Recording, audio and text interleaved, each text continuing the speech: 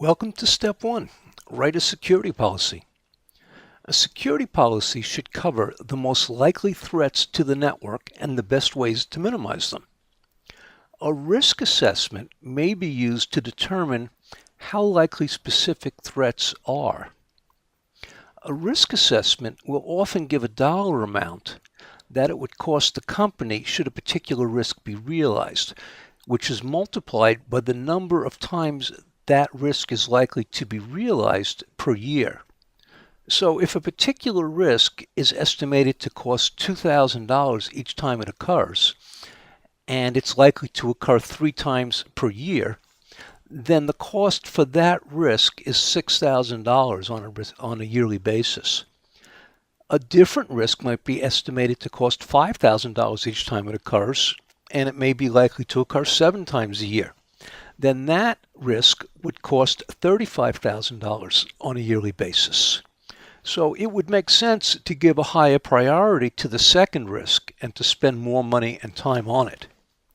Now, if a risk has a very small dollar amount and it's not likely to occur very often, then you might decide to simply forget about that risk altogether and not even bother with it.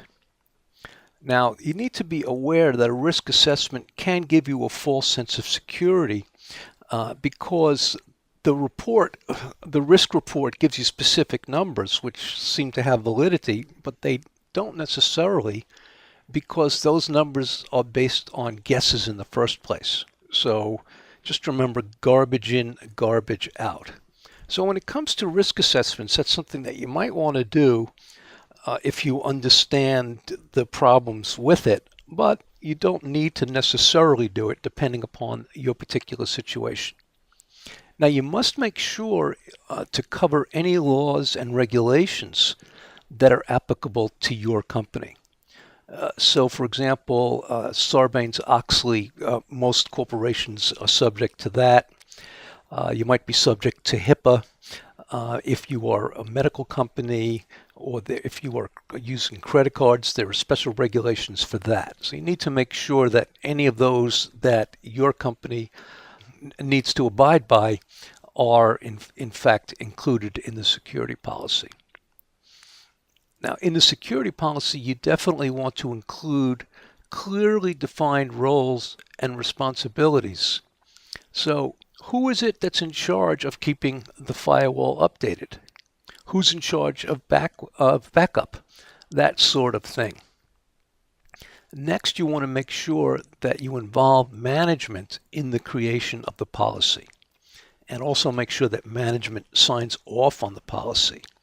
Now, the reason why you want to do this is so that your policy has teeth, meaning that supposing a security analyst in the IT department writes this policy and puts it out, users might simply ignore it.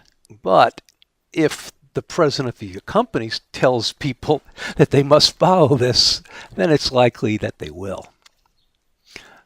You want to make sure that your security policy is a high-level document understandable by all employees.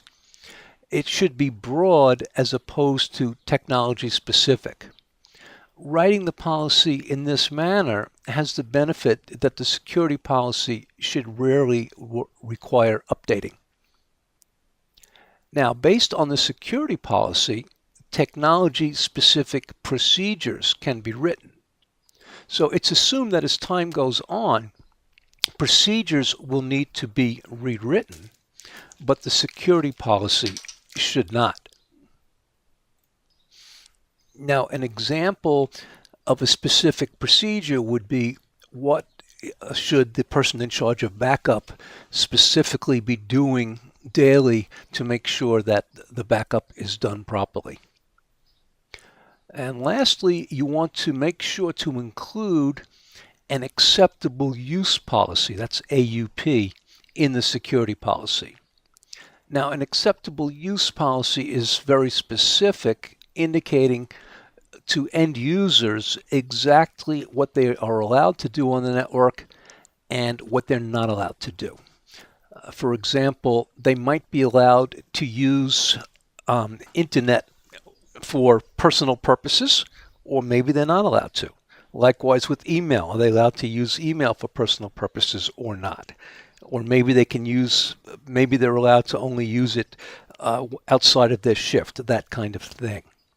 Usually new employees will be required to sign the acceptable use policy at the time that they're being hired to indicate that they understand it and will abide by it.